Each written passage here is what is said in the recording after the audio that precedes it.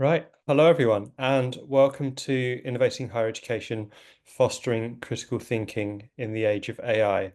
This is a Times Higher Education webinar in partnership with Turnitin. My name is Alistair Lawrence. I'm the Head of Branded Content at THE, and I'll be chairing today's discussion. I'm delighted to be joined by an expert international panel who are on Zoom. Hopefully you can see them, who consist of Gretchen Hansen, who is Director of Product Marketing at Turnitin, Justin Rose, who is Associate Vice President of Information Management and Digital Learning for the Office of Institutional Effectiveness at Southeastern University, Central Florida, and Joel Mills, who is Head of AI and Digital Learning at BPP University, based in the UK. There will be an opportunity to put questions to the panel during the final 5 or 10 minutes of the hour that we have scheduled today. So please feel free to write any questions in the box in Zoom and we'll answer as many as we can before the end. There will also be a full recording of this webinar published on the THE website, along with a summary article, should you wish to revisit this content or share it with your colleagues. An email of the recording and the article will be sent to everyone in the audience post-event. Higher education plays a pivotal role in shaping the next generation of critical thinkers and innovators. However, the rise of generative AI is transforming the way that students engage with course materials. Today, we're here to discuss how we can leverage its capabilities to enhance students' critical thinking skills while also upholding academic integrity. I'm going to dive right in and come to my panelists with our first question. I won't pick on you in any particular order, but I'll aim to try and get around to all of you and respond to one another's points. So, Joel, you have a very bespoke role at BPP that is very much rooted in this technology. Perhaps you can tell us how you've observed the way that generative AI is changing the way that students learn and are starting to think critically, and perhaps also give us some background on your job and the circumstances through which it was created. Well, I think it's a interesting leverage point here we come straight into, because my previous role at BPP was head of learning and teaching. So understanding that role and pedagogy practice and how students learn was paramount to my job and what I did for a number of years. And I've been manager in higher education for nearly 25 years as well. So I bring to the role the experience of learning and teaching. And we saw this pivot and the shift around 2023 when ChatGPT hit the education market, and the knee-jerk reaction to it was, students are going to use it for cheating. So as the head of learning and teaching, I straight away started to get involved with that, look at what its opportunities were, look at what its criticisms were, and start building and playing around with things around the generative AI space to better understand it from a learning and teaching point of view. And then December 2023, we decided to create this role of head of generative AI and digital learning, encompassing that digital learning piece, but also embracing the generative AI and the importance generative AI was having on learning and teaching. So to flip the question around, how is AI changing the way students learn and think critically? It's changed the way educators think and learn critically from our perspective. So as that paradigm shift changes in what we do and how we do, we're trying to better understand the response that the students are having to that AI piece, and therefore adapt our practices and culture and infrastructure around that, hence the creation of my role. And how do you avoid that student perspective and educator perspective being in opposition to one another? Well, it was interesting at the time because there was a lot of fear around the culture of AI, what it was going to do and how it was going to undermine academic integrity. And that's something we'll come on to a bit later. Very quickly, the institutions and the vendors started to put themselves in a position of opposition of AI detection and AI use in academic writing. So very quickly, we found ourselves in the position of, should we be detecting and prohibiting AI use, or should we be adopting and embracing AI? And there was this period of time for about 6 months where universities and the HE sector in the UK certainly went backwards and forwards between trying out various detection tools and seeing if they could catch them, then realizing the limitations of those tools. So a lot of testing and trialing around the technology at the time. And from our point of view, we very quickly landed upon a process of transparency, of adopting AI, saying, let's talk about how we use it, what can we use it for good for, how can we avoid some of the dangers of using it in a malpractice kind of way and getting academic misconduct cases happening.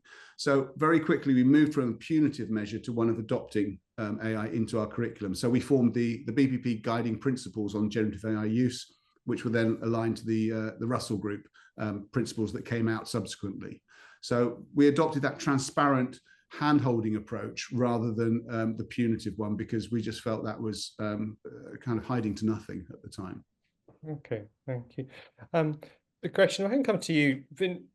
During this period, there was a huge amount of concern and curiosity, obviously, about how assessment models would change and how you would need to distinguish, without wishing to oversimplify, good use of AI from bad use of AI. It links to that integrity question that Joel hinted at.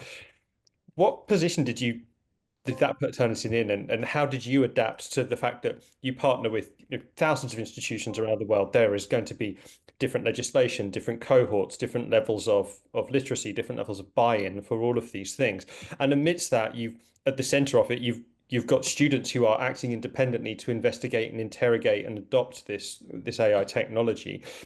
What were the kind of questions that you were fielding at that stage when people started to notice the change in how their students were learning?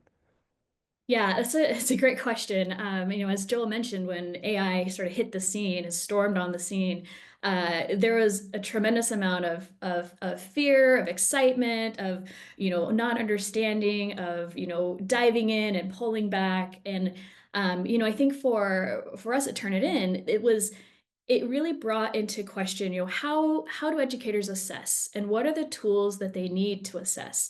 And we kind of overnight went from this world where an assessment of a 5-paragraph essay was something we've been doing for decades, and by virtue of having that essay, we could understand how well students were understanding and demonstrating their skill acquisition and their those learning outcomes.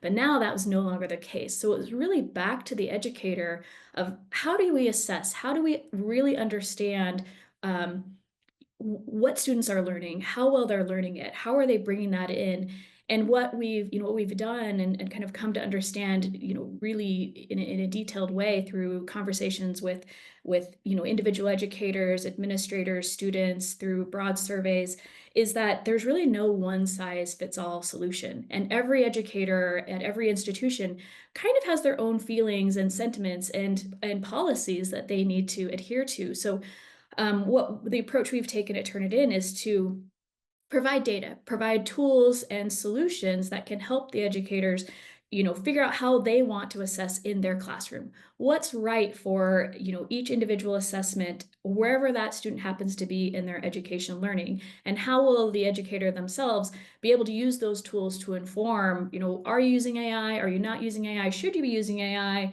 Where is that fitting into that particular assessment? And how do they need to change the way they assess in order to really get down to the root of what are students learning? What are they demonstrating through this piece of work that they're delivering? So that's really been guiding our kind of our product development, our research, and our interactions with educators and with students, is just to get them tools, get them solutions in their hands, to let them do what they need to do in order to figure out how they want to assess and how they want to really understand how students are acquiring those pieces of information. You mentioned data there. Are there any particular data sets or data tools that have proved particularly popular with educators? Um, I think we it's a great question. I mean, I think data is always always something we would love to lean in on. For us, when we're developing technology and we're developing particularly the AI indicator, we're using the data submitted to help us understand how students are, how they're working, how they're performing, how they're doing their work. And that data really feeds, the future development. I don't know that there are data sets that I know that other educators are looking at or referring to. Um, but we're really kind of seeing the live action and using that to inform how the models mature, how the information gets refined, going forward based on real time input. So it's about improving the feedback loops that educators have Mhm. with their students through data. Exactly, Okay, exactly. great. Justin, how much do you think that students' learning habits and critical thinking around AI is tied to their general levels of digital literacy? Well, one of the things I'm thinking of is during the pandemic, when there was a mass shift to teaching and learning online, there were often stories of people overestimating students' digital literacy because they were, inverted commas, digital natives. Is there perhaps still a bit of a misconception about how widespread AI adoption is among student bodies, or that it is maybe being used the same way rather than different ways by different students? Great question. Yeah, I think at least anecdotally, we know that those misconceptions about the identity of a digital native learner's capacity to then harness generative AI or other artificial intelligence technologies in constructive ways, or in ways that signal their familiarity and competency with it.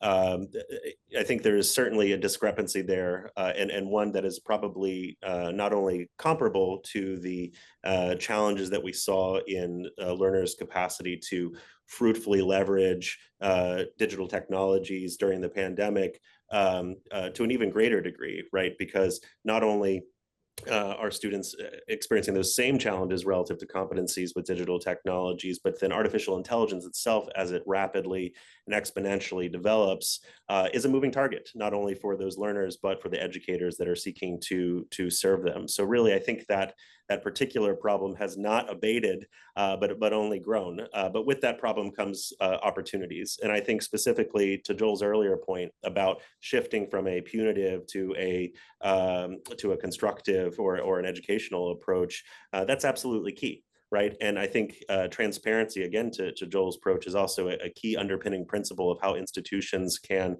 viably and sustainably bring educational opportunities relative to using emerging AI technologies to their learners. Transparency, in part, around the institution and the educators' own learning curves when it comes to taking advantage of a new technology. Nobody should suffer the illusion that any party, even the developers of frontier models in companies like OpenAI and Anthropic and so forth, have all of the answers. We certainly don't. That's part of what makes the educational experience exciting. Really, there should be a new spirit of vibrancy around what could happen. And so I think within the psychosocial space in our institutions, there's opportunities for educators and students to come alongside each other and really be part of trailblazing innovations that are going to be meaningful both for those institutions and for society writ large. But and that's kind of the aspirational lens. But back to your original question, Alistair, I think that we have to be very frank and serious about those inequities and disparities in student capacity for using these technologies in ways that are fruitful. Right now, their primary exposure to it is through consumption, not necessarily through engineering or through building or curation or even collaborative approaches to advancing the use of generative AI to meet educational goals. So there is quite the gap there. And the more that our institutions and educators are given to shyness or anxiety about engaging these tools, the more time we'll lose relative to the opportunity to close those gaps. How have you? I feel Sorry, go a ahead, Joel. disservice here to not step in on a Times Higher Education podcast to mention the redundancy now of digital natives. I mean, I think the one thing that we talked about as a pivot point in COVID was the idea of digital natives has now been surpassed.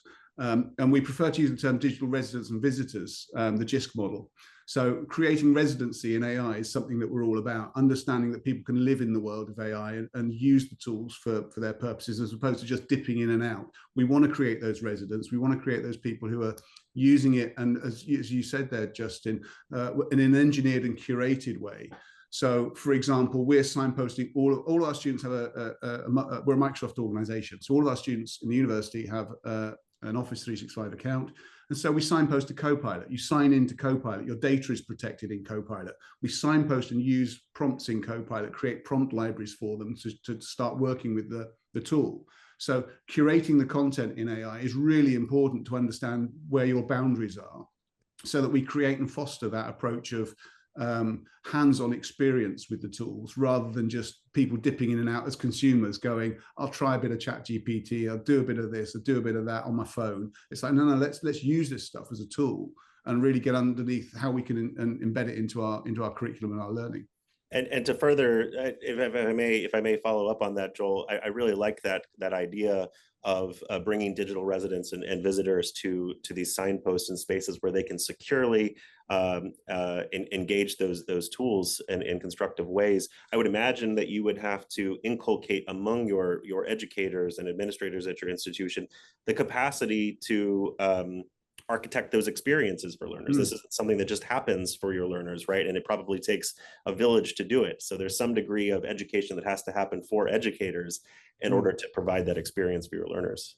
I mean, DeepSeek's a great example of that. DeepSeek hit us a couple of weeks ago, and everyone was like jumping on the bandwagon saying what DeepSeek can and can't do. As a job as educators, we had to investigate the privacy concerns around that, being a Chinese tool and what access the Chinese government has to that data. And therefore, we've taken a kind of step back and gone, oh, just let's not use DeepSeek just carte blanche at the moment until we've done a bit more research about what's happening with our data. So there are new things coming out, which we have to be right there at the bleeding edge of, going, what's happening? Is it safe? Is it good? How can we use it for good? Are there concerns about it? And gatekeeping some of that and being those people who are finding out what's going on with the world of AI. I suppose a question I had for all the panelists: how much of these developments do you see as happening spontaneously, and how much are driven by policy at this point? It's interesting. I think we're quite well advanced in terms of our strategy for AI, and we have policies around student use, around staff use. We have a student acceptable and unacceptable use policy. So we've identified what students can and can't do with it in the bounds of their learning. I think it's been quite reactive up until now, and it's starting to settle in terms of we are developing frameworks for engagement with AI. We're talking and working with other academics and collaborating with other institutions on the way in which we are collectively approaching the use of AI. And we're building our own educational frameworks. It's something we'll come to a bit later on. So we've seen frameworks emerge from UNESCO. We've seen frameworks emerge from the Turing Institute for digital competencies for business, but neither of those particularly fit with higher education sector.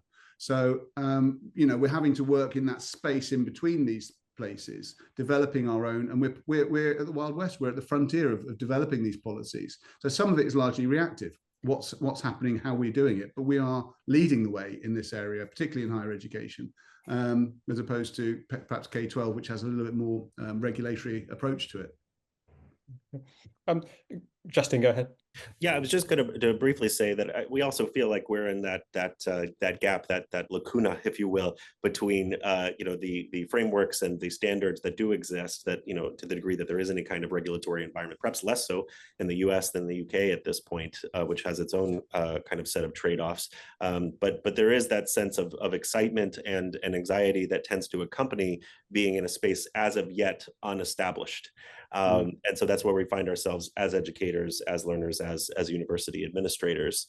And I do think that a helpful balance of spontaneity and policy is actually what is needed, so that we do not overimpose policies that, just like the technologies that we want to write to, but then become outdated, also become quite dated rather quickly if they are unable to account for the power or the volume or what have you of emerging technologies. So like Joel, we're moved quickly to develop a policy that guided students on how they may engage generative AI assistance in their academic enterprises. But we knew from the outset that that was a focus on potential risks and deficits and attempting to curtail those, and not speaking to value add opportunities for learners. So a needed policy, but from the get-go, acknowledging institutionally that it will be insufficient to the larger task. So then we moved from there and collaboratively developed a community-wide guidance for our institution that provides staff and faculty and students and administrators with handrails, guardrails, if you will, for how they can move through and navigate the use of generative AI, both in the teaching and learning enterprise, but also for operational efficiencies for the institution, because that's a big question as well, perhaps somewhat out of scope for this discussion. But even upon publishing that community guidance, we know that there is still yet more to be done in order to be able to speak with one voice as an institution as to how these technologies and artificial intelligence in general can be engaged fruitfully. And so I think that we do well to ground conversations and anchor them in those guidances and policies, and then go from there and allow for opportunities for spontaneity, for innovation, and for serendipity to guide us forward. Joel, do you have particular staff members or faculty members or schools who have jumped on this technology quickly, who have managed to create ways of working that have been scalable across the institution because they've worked well? Yeah, I mean, we've got a school of tech, and of course, we have postgraduate programs in machine learning, in AI itself. So those schools that school and those tutors have really embedded that throughout their curriculum. We've got lists of programs. I'm looking at them literally now. Level 4 data analyst, software developers, software engineers, who are all embracing and involving AI in their curricula. Further down the line, we've got critical AI leads in each of our schools who we're working with to produce specific use cases of AI in their areas. So in our healthcare and nursing area, we're looking at how AI is working across the curriculum in that space in terms of global healthcare leadership and management. We're also working in law, looking at embedding AI into assessment, because obviously you've got things like LexisNexis, the legal database, have embedded AI into its tool set. So if you're going into an industry or a firm, a solicitor's firm that uses LexisNexis, you may be expected to use AI to draft contracts and write client letters to clients and things. So there's those angles as well, which we're tapping into. But on the other side of that, we've also got product that we're building. So, for example, we've built an MCQ generator for our legal program. So the SQE program has a very specific set of MCQ style questions for its final exam. And we've been able to generate an AI product built in-house, which churns out MCQs in the format we need it to, that meet the standard of the SQE exam for practice. So we never repeat a question, and we can generate thousands of questions like this. And it's saved our time by 75%. Of generating MCQs. So that's a cost saving. So we're using AI both with the students and also to benefit the students as well, in producing these proof of concepts, which we can then scale across the business and use in other areas. Okay, thank you. Gretchen, if I come to you, are your university partners coming to you asking for help with solving particular problems or challenges that AI is creating, or is it increasingly becoming more of the kind of the big picture policy guidance, planning for the future type of decisions that Joel and Justin are talking about? Yeah, I think they come to us with questions about, what do we do? How do we handle this? What are the policies? What are the standards? I think this is why this is particularly challenging, is because things are moving so quickly, and traditionally education has been pretty rigid in developing standards, developing policies, and those are the ones that are developed, vetted, shared out across the institution, and they don't really change that frequently. And I think now the challenge that our educators are really grappling with is that the landscape is changing so quickly, and we need to be able to adopt our policies and our guidelines and our guardrails to embrace the fluidity of the environment. And so that's one of the things that we really talk with them a lot about, and try to share experiences that we hear from other institutions, because institutions are fairly siloed in what they're developing, what they're implementing at their particular site or across their campuses. And so the more that we can share and kind of bring groups together to do these kinds of conversations where we're hearing, what are the policies you're putting in place? How can we develop these guidelines, but make them so that they're flexible and extendable to absorb that next DeepSeek or that next thing that's coming down the pipe. Because I think one thing that's important to understand is, while educators are really concerned about the impacts of these technologies, and especially to the integrity of the assessments and student work, I think students are also worried about this. They are good actors. They, by and large, want to do the right thing. They want to follow the rules. They want to stay in compliance. But if they don't know what those rules are, they don't know what that guidance is, that creates an environment of mistrust, of fear, of, kind of pitting the educator against the student, which is not a great place for learning to happen. So the more that we can develop policies that are flexible and understandable and communicated and, really sort of adopted universally, the better off our student populations will be as they kind of move through their learning journey, at one institution to another, and then out into the world. And how have partners' expectations of Turnitin's product changed during this? I mean, are you under renewed pressure to constantly respond to the next thing that people spot, or even if it's just greater specialization and specificity, the type of thing Joel's talking about, where different faculties need different things now? Yeah, there is quite there's quite a lot of pressure to keep up, and to also anticipate the next thing that's coming, which is as I'm sure you guys can appreciate, is pretty difficult to do because it really sort of springs up on you, immediately, it seems like. But I think what's been more interesting is the requests and the need for thought leadership. What do we do? How are we doing this? And Turnitin has had this history of addressing integrity and thinking about integrity in education. So there are a lot of people who are like, well, what should we do? Tell us the news. And it's not necessarily our place to do that, but where we can help is bringing educators together to talk together and to share and to participate in forums like this where these types of ideas can be circulated and we can kind of come to a collective understanding of how we handle these technologies. But there's always going to be something new, and I think staying nimble and staying, keeping our ear to the ground, keeping in contact with students, with educators, with administrators, crucial in order to keep addressing what's coming up.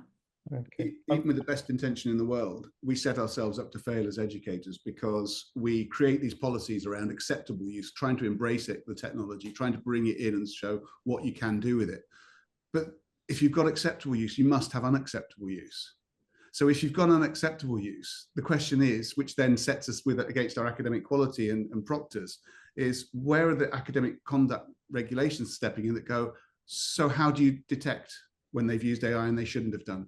So that's where Turnitin really is coming into play here. And we are bringing these technologies to the forefront. If we want to embrace it and engage with the technology on the student level, but at the same time, that can put us in opposition with our own institutions, policies and processes, because at some point you're going to have to go, you've used AI when you shouldn't have done.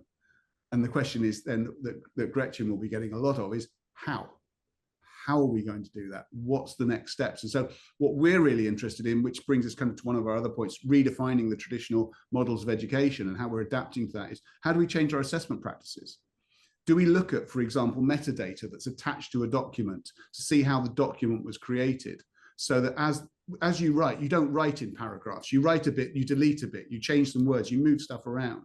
Are we looking at that kind of way in which we construct documents as a way of defining human writing?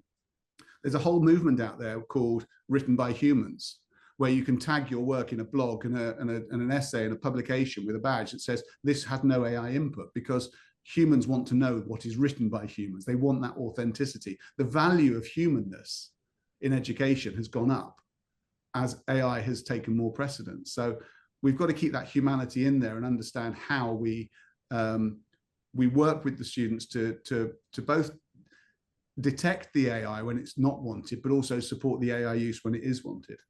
And I think building on that idea, when we're trying to center the human dimension of academic engagement or of academic artifacts, or the enterprise of learning, it's also a matter of educators coming closer to the learning experience and becoming more intimate, once again, with the ways in which students are indeed constructing knowledge, skills, competencies, and so forth.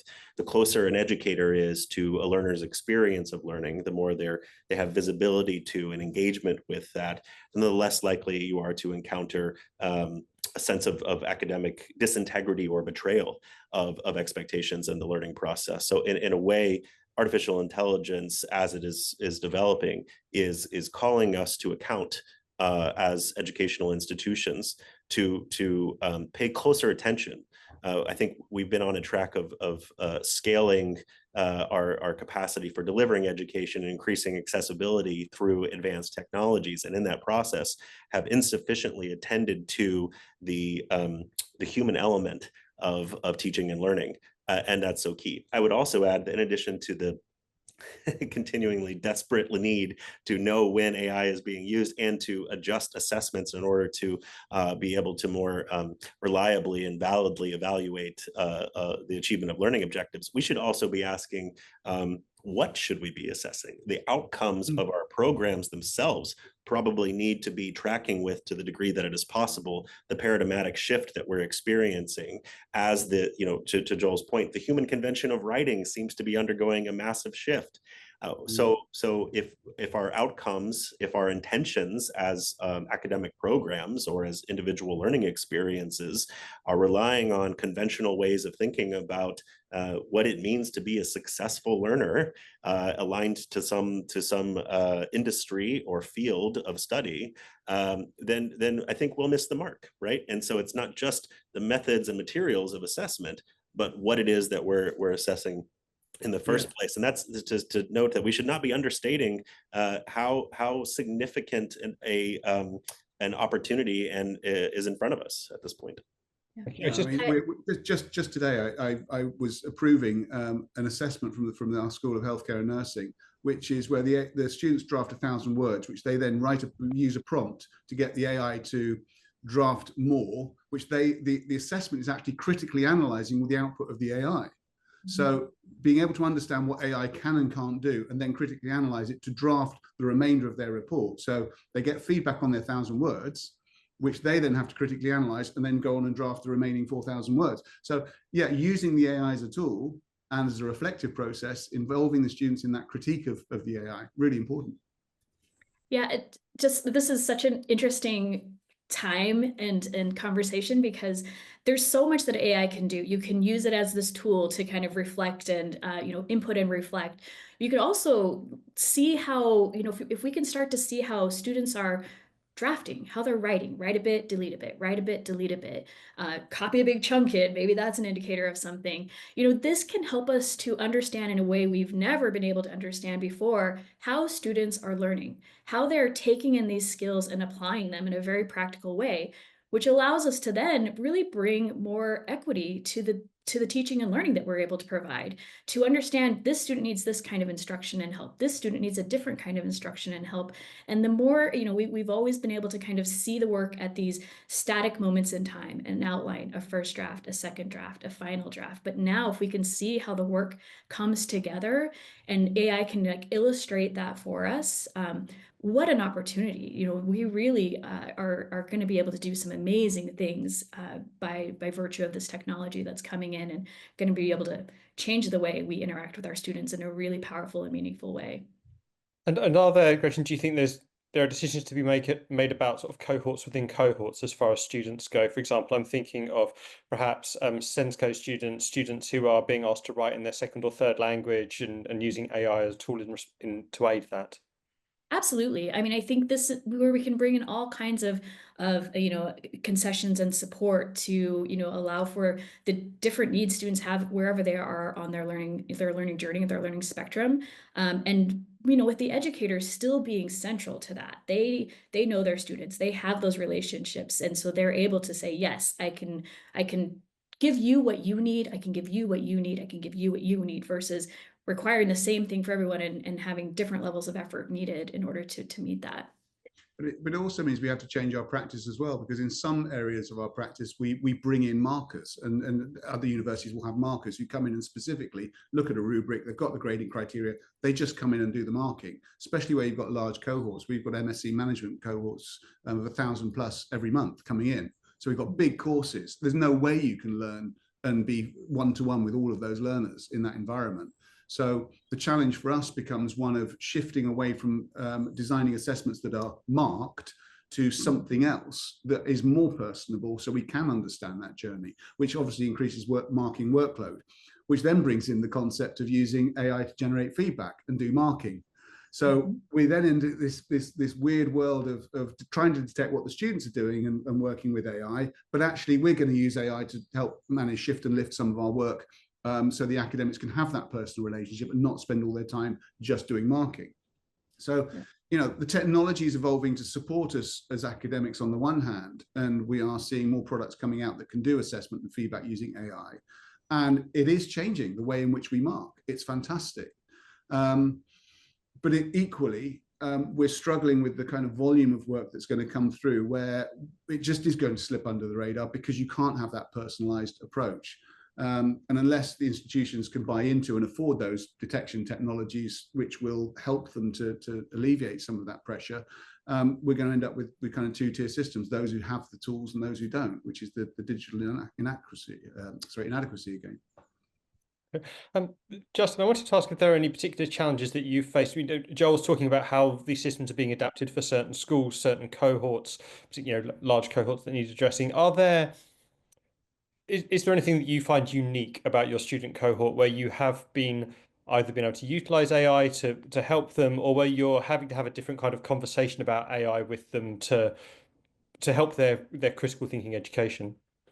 Yeah, and often it's not only a matter of individual students kind of existing digital competencies, their own kind of ethical disposition as it relates to academic integrity, or their enthusiasm for adopting new tools in order to advance their capacity for learning and preparing diligently for a future career. It's also a matter of disciplinary differentiation from college to college within the context of our essentially comprehensive university.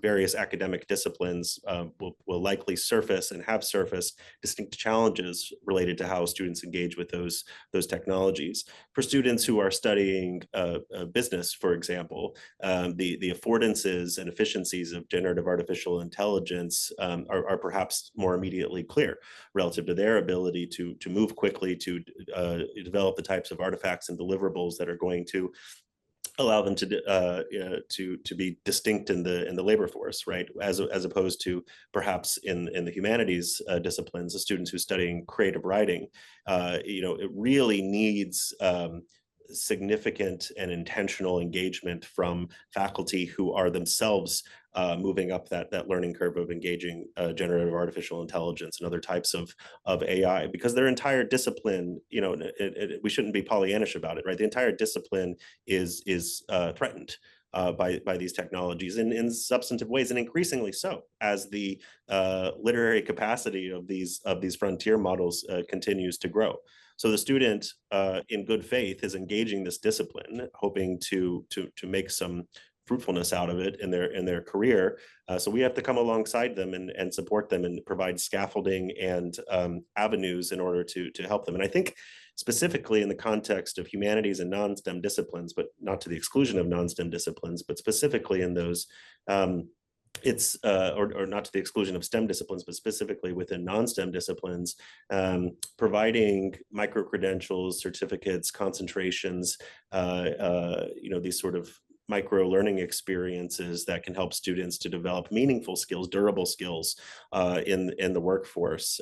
That's going to be key, and it may not be sufficient in the long run for those learners just to have those credentials as part of their larger degree seeking experience, but it's something, and it can be a value add for them as they seek to become prepared for whatever career they are aiming for. So yeah, it depends on discipline, but it also depends on the level. I know we'll engage some of the questions from folks in the webinar later, but I did happen to notice one related to the question of what do we do in the context of doctoral studies, students who are engaging generative AI for the production of significant research.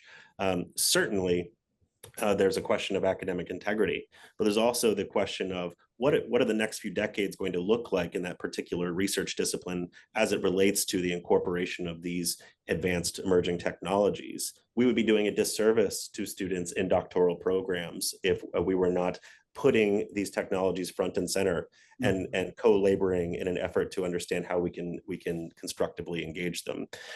So it's really a matrix of differentiated concerns and opportunities across the university, in addition to the fact that every single learner is going to have particular challenges that face them. Just on the top of that, Justin, I think you're absolutely right about the doctoral space. And I think our attitude to doctoral research and research in academia is changing and will change more significantly. The idea of research skills and methodologies being this ivory towered approach to research. Research will be available to everybody. It was only, 5 years ago, 10 years ago that we Googled stuff, and Google was the thing that you did. Well, now you can embed OpenAI's ChatGPT into a web browser plugin, and ChatGPT in Chrome can actually become your default web browser. So your default search engine, rather. So instead of Googling something, you'll ChatGPT it.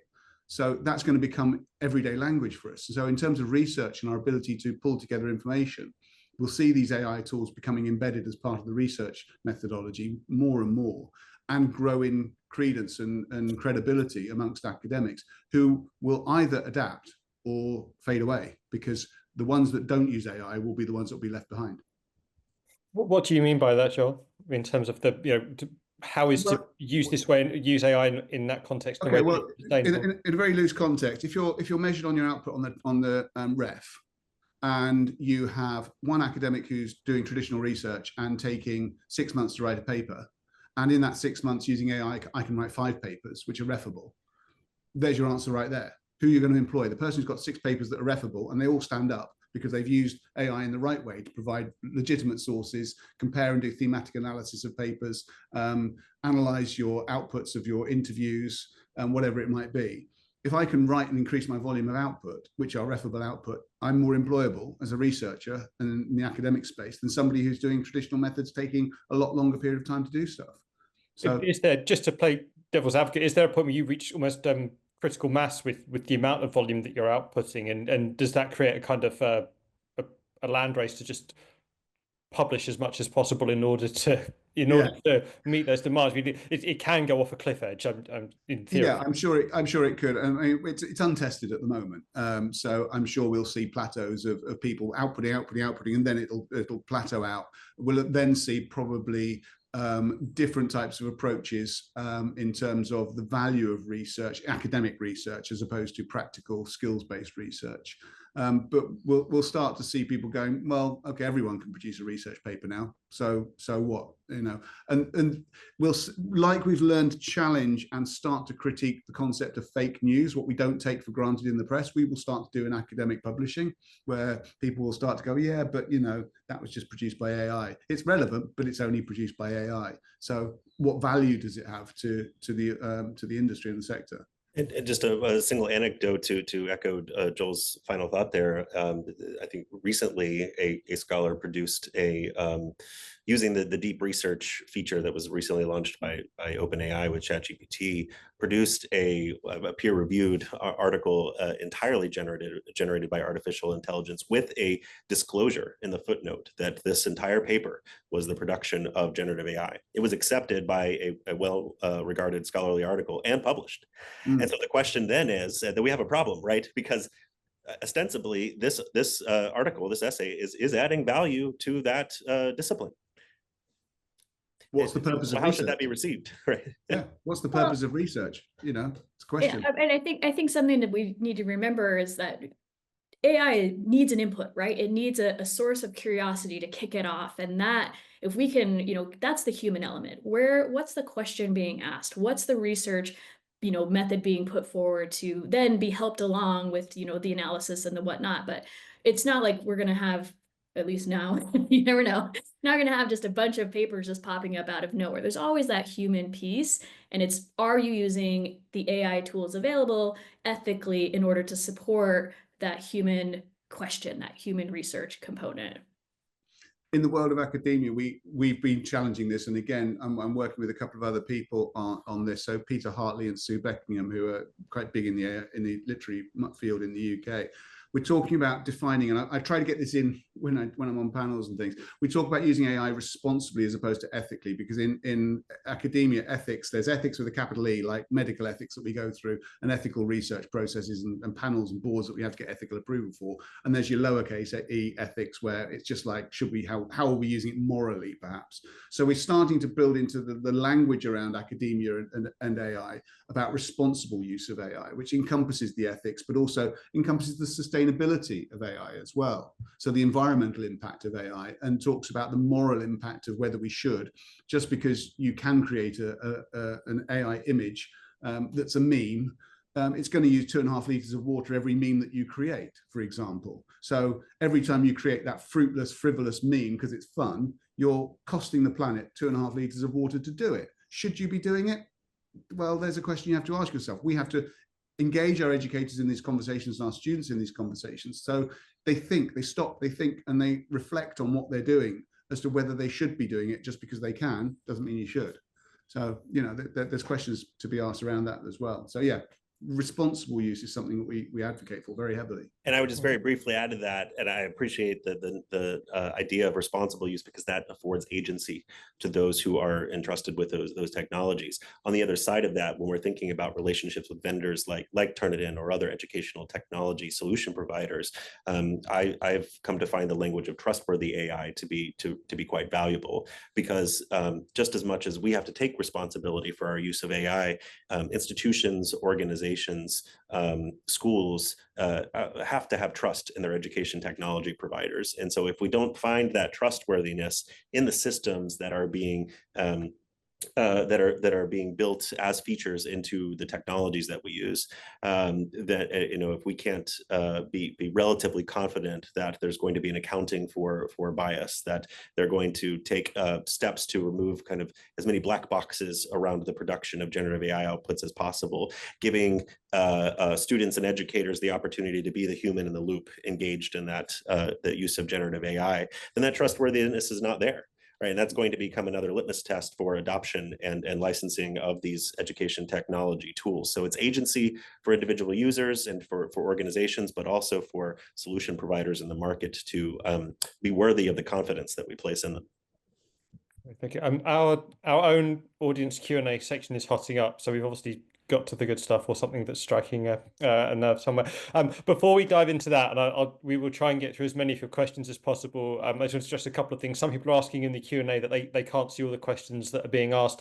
That's absolutely fine. We expect some duplicates, so our team are working behind the scenes just to go through that, and we'll combine any very similar questions that we do get asked to try and answer as many as possible.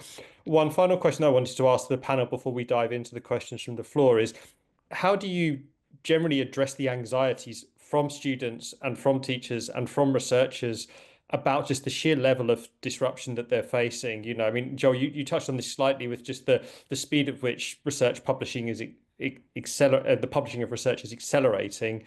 There've got to be a million issues like that where people feel slightly overwhelmed by all of this. Yeah, I mean, we come back to that fear element again of adoption, and we have to read between the lines of what's in the press, what we see that's out there about how AI is coming after your jobs. There is a reality check. For example, in translation and languages, we are seeing AI literally taking the work of translators, and tools and technologies and AI being embedded into earbuds now, which can translate on the fly. I could be having this conversation with you in French, and you could be hearing me in English for the purposes of use of AI translating that information. So there are areas of study which are traditionally at risk now from some of these technologies. But we have to also educate people for the opportunities that are there as well on the back of that. So how AI can be used to support areas is equally as important as understanding where we can make the efficiencies and savings. Okay, thank you very much. Right, sorry, I'm going to try and get through as many questions as we've got in the time that's allotted. So the topics will skip about a little bit, but they're just in response to the questions that have been asked.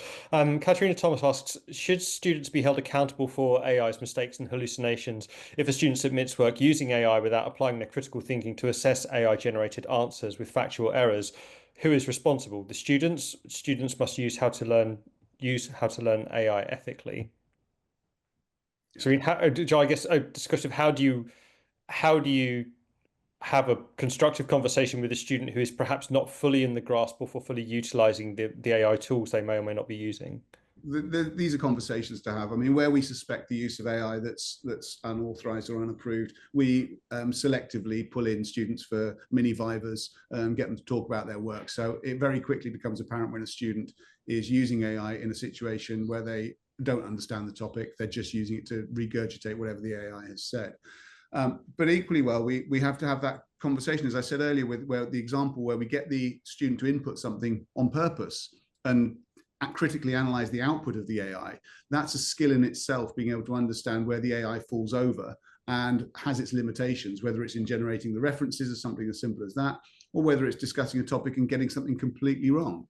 The ability to critically analyze is a skill that's been part of a higher education student's journey from time immemorial. developing critical thinking skills is what we are about. So this is just a new context for those critical thinking skills, in my view.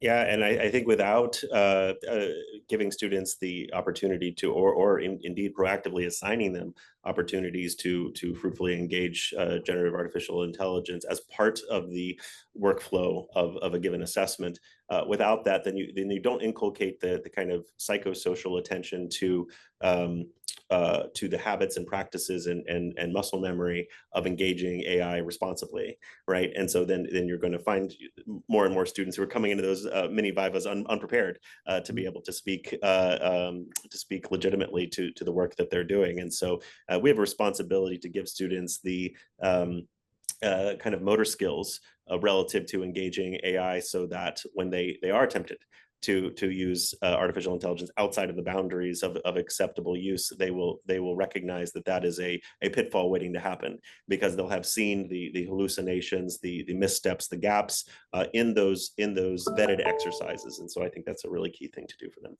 Yeah.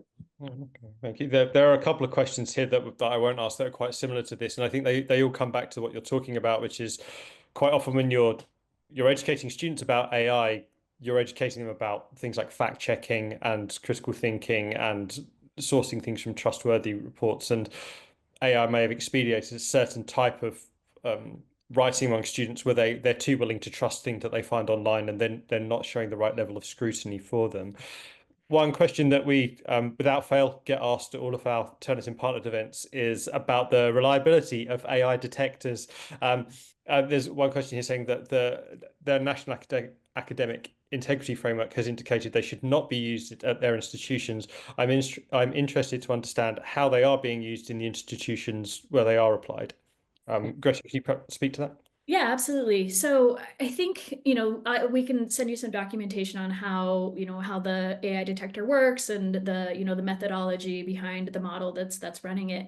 But I think, the main thing to remember when thinking about an AI detector and its use at your institution is we're trying to introduce transparency. So use it, don't use it, kind of follow the guidelines of your institution.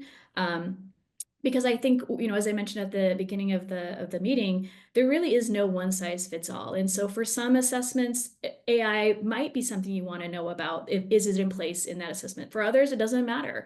It really, there's such a range of the type of assessing that you do, and the appearance or the non-appearance of AI within that is largely up to the educator themselves and what they're trying to get and understand by virtue of that assessment.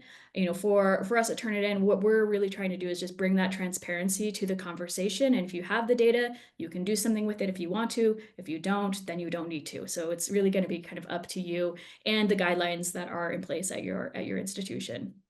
I agree with that. I would say that the indicator is only as useful as the trust that already exists in the relationship between the learner and the educator. It's comparable to how we use risk data when our signals in our analytic systems tell us the student likely won't successfully complete this term. Well, that's an opportunity for a conversation, but you don't enter that conversation by saying, "Did you know that you're at risk?" You enter the conversation by saying, "How is your term going? Let's talk about the opportunities and challenges that you're facing." And I would say it's helpful to have conversations that are framed that way when you're talking about potential academic disintegrity from generative AI. When we talk to staff around Turnitin, the magic question we always get, and you'll put a smile on your face, correction, is what's the score of the originality report which I should action? At what point do I action this? Is it 10%, 15%, 20% originality before it becomes plagiarism? Well, there isn't a magic figure. It's down to local policy and interpretation. And it's the same with the AI detection. The AI detection will give you an indicator where something may be written by AI, but there isn't a magic number that says once you get to this number, it becomes academic misconduct. It's a discussion, it's an interpretation. And you're absolutely right, Justin. It's that contract you have between your learners, which is discussing the work and having that honest conversation, which is, where are you going with this? How's it going for you? Why did you take this approach? Talk us through this, because there are false positives, and we've had it from the horse's mouth. I was at the BET conference a couple of weeks ago, spoke to the CEO of a rival, GPT-0, and they said, we cannot 100% reliably detect AI writing. Nobody ever will because of the nature of it. You can't 100% say with certainty, this is all AI writing.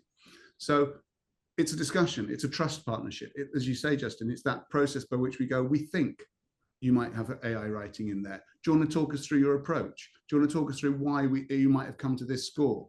How have you got to where you are? And then we'll make a discussion, an informed decision. But the academic judgment is always paramount. Assessment is never a method of computation, a score, a percentage. Assessment should be subjective, and the academic's right to make that judgment call. I think you're a this. I recommend, based on the guidelines, you're a this. It's a judgment, and that has to stay with the academic all the time. And because of that, it's going to be particularly challenging for programs that are fully online, fully asynchronous, where the human element is not a guarantee. If it's not engineered into the socializing experiences of being an online learner, I think that's a real material problem that we'll have to grapple with. But we have MCQs for that. You can test with MCQs for things like that, where there is a right and a wrong answer. You design your assessment in a different way, where you will score points and it's transparent. You get it right, you get it wrong. And I think there's ways around some of that, but long form essay questions in asynchronous content is going to be almost impossible to work with. Agreed. Thank you. Another question we have from Martin Smith. This says, the concern I have as an academic, brackets, not a researcher, is that what is my purpose? Is it to teach knowledge or teach students to use AI? And who will teach a 50-something traditional academic? Is there perhaps a false dichotomy there between separating out teaching knowledge and teaching students the use of AI? That's a great question. I would come from the view, and this is my personal view, we are teaching students to be lifelong learners. We are teaching them how to learn. We are teaching them the skills of facilitating learning. So understanding where to get knowledge from, where to fact check, where to sense check, where to cross-reference, how to go and find information yourself, to form an argument and a critical analysis of something, to put a viewpoint across. So we are teaching them to be those critical thinkers. And if that involves the use of AI as just another tool, then that's what AI is. It's not replacing thinking. It's to be used in conjunction with an active, open mind that is inquiring and developing those skills alongside actual pure knowledge. That would be my view. I would contend that teaching students how to use AI responsibly and productively is one of a number of durable skills that we all have responsibilities as educators to inculcate in our students. It's just one, because there are many others. But if we construe our responsibility merely as transfers of disciplinary knowledge, then I think we've missed the mark on the calling of being an educator. Yeah. And I would just quickly add just the part about, a 50-year-old teacher who's like, I don't know how to deal with. I think the guidance I would give is be very clear with your students about what you expect them to, which tools they can or cannot use within their assessments. And, if they can use AI, great, let them know that they can. If they can't, let them know that as well.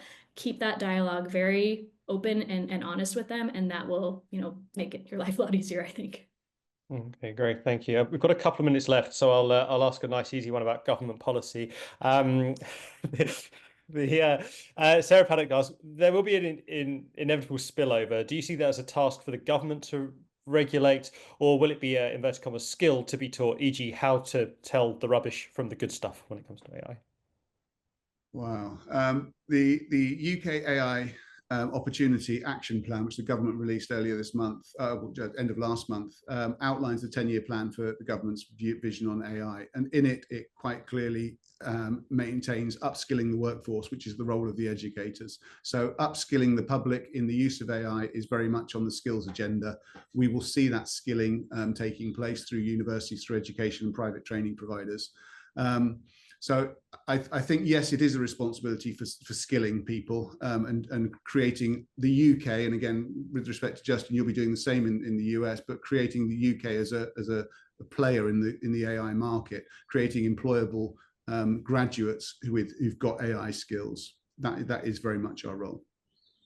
Justin, I appreciate you're dealing with the different landscape in the US. How much of this do you appreciate? You don't have a crystal ball, but how much do you think of this will be decided at federal level, at state level, at institution level, at faculty level, at teacher level? I think if you're paying attention at all to the U.S. education landscape, you're cognizant of the fact that there is a bit of an existential set of questions at play now relative to the degree to which federally the Department of Education, to the degree that it continues to exist, can be a thought leader and guide from a regulatory and rulemaking perspective. And so I think the states, at least in the near future, will likely, the individual states and other organizations will play a key role in setting those expectations. But regardless of the level at which that regulation or rulemaking is happening, there has to be a commitment to the kind of soft power of empowerment and enablement and resourcing of institutions and consortia to do precisely what Joel is talking about, which is focusing on career readiness for our learners when it comes to using these tools. And I think that language is already at play in some of the use case inventorying and rulemaking that has happened around this in the U.S. But again, just like the technology is the Wild West, I think it's the same when it comes to the regulatory environment. So it remains to be seen. Question in regards to how Turnitin is responding to this, is it still a case of going back to your university partners, sort of irrespective of where they are in the world or the type of institution, and addressing specific concerns they have, rather than necessarily waiting and seeing what might be coming down the pipe in terms of government regulation? Yeah, we're very much guided by what challenges institutions are facing today and where they need help and where they need us to dig in. And so that's primarily what's kind of driving our product roadmap and our, just the vision that we're aligning with. So we are in service of our customers, really. Excellent. Okay. Well, that takes us to time, I'm afraid. Thank you all so much for sharing your insights today, Justin, Joel, and Gretchen. I'm sorry we didn't get through all of the questions that were asked in the chat. For those of you who had specific questions about Turnitin and next steps regarding their product, we will forward those on to our partners at Turnitin, and somebody should be able to respond to you directly. In the meantime, like I say, an on-demand version of this will be made available. You will all be sent the on-demand version too. So hopefully you can pore over that for any insights that you missed or anything that you would like to share with your colleagues. Again, I'd like to thank our panelists very much for joining us. It's been really interesting hearing all your perspectives, and hopefully you will look forward to joining us again next time for one of our THE webinars. Thank you very much.